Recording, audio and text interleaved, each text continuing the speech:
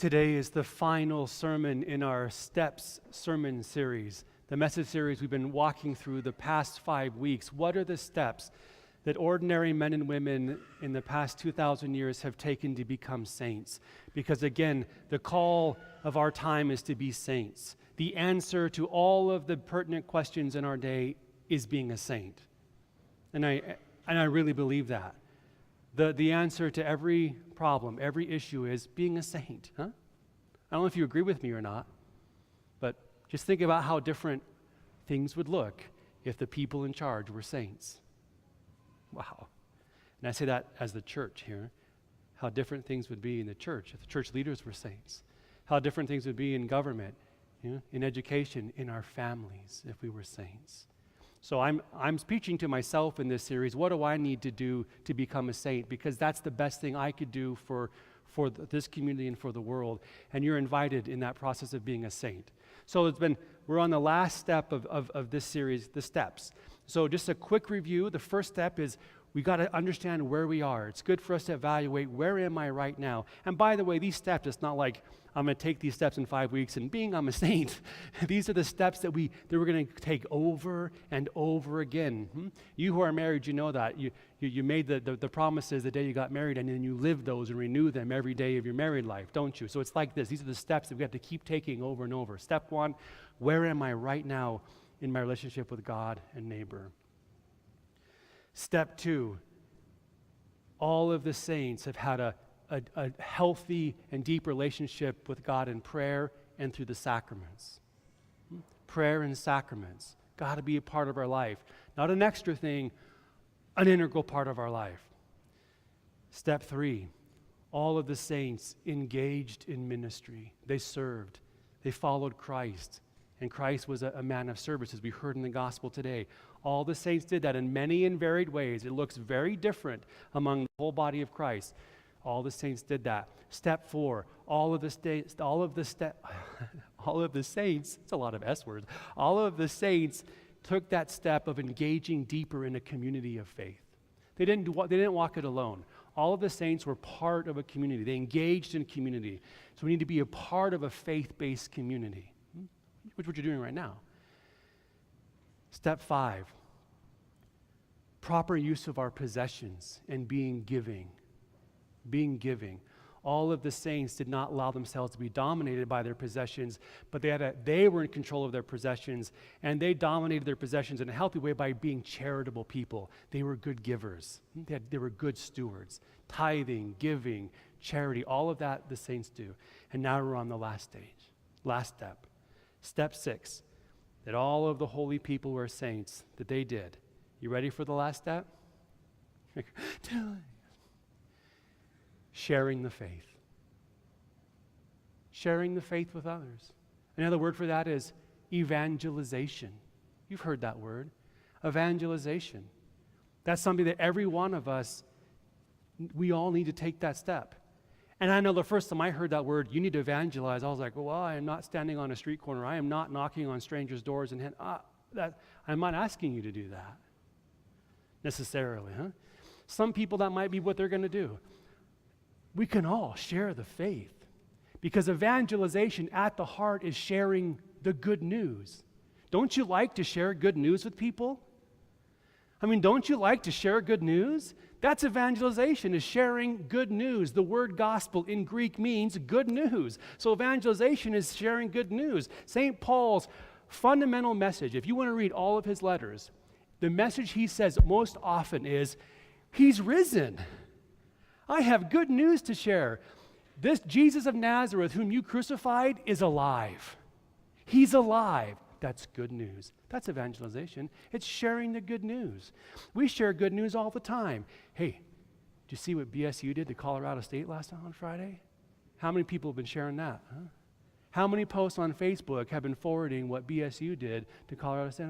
There's nothing wrong with that. We love to share good news. Unless you're Colorado State, you're not sharing that, but you get the point. We love to share the good news.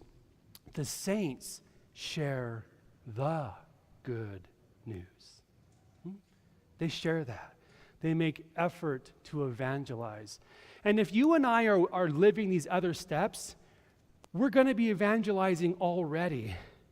And I think that, I want to focus on that for a second, is the importance of our witness. Witness is so huge in our evangelization. Witness is so powerful. And I think that's perhaps the biggest message and biggest way we can evangelize today is by our own life. Because we know the biggest turnoff to faith, biggest turnoff to participation in the church is when people give bad example, right? How many people walk away when they see a bad witness? So we know the power of witness, which is why being a saint is so important. So just by living these steps, just by taking that more seriously, oh my gosh, we're going to give such example to people and be able to witness in a new way and in a more powerful way. Because people watch us, don't they? I mean, you're all like, you're staring at me right now. And you know, as a priest, I'm ready for that. Like, I should be living a life where I'm okay with you looking at me anytime. 24/7. Right? I should be living a life where you could look at me anytime and I have nothing to hide. Nothing to hide. Right? Nothing to hide. And if I'm walking those steps, that's where I'll be, huh? Yeah. That's what we're after. Okay, some practical ways that we can evangelize, because we need to be evangelizers and sharers of the faith. Some main ways that we can do this. Parents in the room, especially those who you will be parents, a lot of you have been doing this really well. I should have you come up here and tell how to evangelize. Maybe we'll do that at some point. The way that we live our faith at home is huge. When I was growing up, whether or not I went to Mass wasn't a question. Like, it wasn't, Mom and Dad, like, today I don't know, maybe, it was just like, should I breathe today or not? We're going to church. It's just what we did. It was because my parents and my family had made faith the center of our life. And I know, and I'm not here to point fingers at people who struggle in that. It's an invitation. If we're going to become a saint, then it's got to be in my life in a greater way. And I was so evangelized by that at home, by my parents and my grandparents, where it's just what we did. And it has been transferred on to me. It's just what we did. It was just a part of our life. My parents witnessed that to us. I can remember one of the few times we wouldn't go to Mass. My dad took me and my brothers, and we went backpacking. We hardly ever did this. We were way up in the Sawtooth Mountains. And my dad, he prepared us. He says, boys, we're not going to be able to make it to Mass today. And I'm really sorry about that. But I brought the readings for Mass today and the prayers. So boys, sit down on the log, and we're gonna do the best we can, and we're gonna pray. It was all grubby and dirty sitting on the log.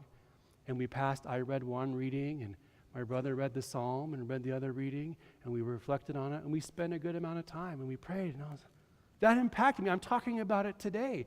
That happened 30 years ago. That's how we share the faith and evangelize. We can do it in really, really simple ways because I believe it and have made it a priority. Some ways that we can share the faith, and this is one that I really want to give you as a homework assignment. If you would, please consider this. I'd like you to think about the circle of people who are in your life. A circle of people in your life, particularly some names that might come up of people who aren't attached to the church, people who aren't necessarily living their faith. They might be on some level, but not really. There's room to grow there. And I want you to think about who might be somebody that you can invite to church. You. To invite someone to come to church with you. That is a very simple invitation. And a lot of people are just waiting to be invited. It can be a scary thing to go to church, but when you're invited, it's a completely different experience. I think you might be surprised of how few people, when you say, hey, want to go to church with me on Sunday and my family? Very few people are going to turn around to me and go like, get away from me, stop talking to me, I hate you. Very few people are going to do that to you. But that's the fear, isn't it? The fear is that they're just going to go after you. Most people aren't. Most people will go, oh, hey, thanks for the invitation, but gee, sorry, I can't go. Or, yeah, I would like to go. And you invite them, and then you sit with them. So I'd like all of you to think, is there one person who you know, who you could be the bridge to and invite that person to church? Or into some sort of, maybe you have a prayer group, or whatever it might be, to invite that person in. And here's why I'm asking you to do that. There are many of us who have siblings or children or grandchildren who have stepped away from the faith, right? We have siblings, friends who have stepped away from the faith. And parents, I'm just going to be honest, you know that you're probably the one who's not going to bring them back as much as you want to. And I want you to say, I'm going to tell you it's okay. Because so many oftentimes as parents, you know how it is. Your kids get to the age and they're just like, you start to talk and they just go like this.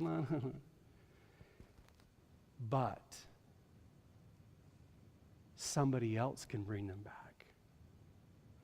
I'm not telling you to give up, parents, but you can maybe let some of the guilt off your shoulder, take some of it off.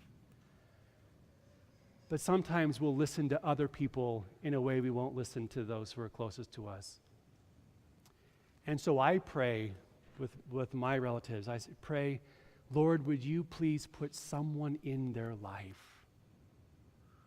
Would you put someone in their life, Lord, who will reach them? So when you go to that person over there and you extend that invitation, you're the answer to somebody else's prayer. That's somebody else's son or daughter. That's somebody else's relative who they want nothing more than them to be invited to go back to church. Because they've offered the invitation a million times. Yes, Mom, I know we were invited to Mass, thank you. But when this person invites, it sounds different. And their mom and dad will be so grateful that you asked them to come to church. I just put it out there in a way like that. Saints are people who make the effort to share good news. You and I are Christians. We have good news to share. Okay. All of these information in those steps, they're on the bookshelf in the entrance of the church. If you've missed any of them, or you can go online and review these. This is the end of the step series. If you like these sermon series, don't worry, because next week we're starting another one. Because we're going to grow off of these steps. These steps are important, but we're going to take a deeper dive in the next few weeks of these steps and how we can really benefit from these and how we can grow as a community together. Next week, we're going to continue on with another sermon series called The Harvest. God wants to reap something wonderful in your lives, and we're going to talk about that. Your homework assignment, find somebody. Share the good news and invite him to church, please.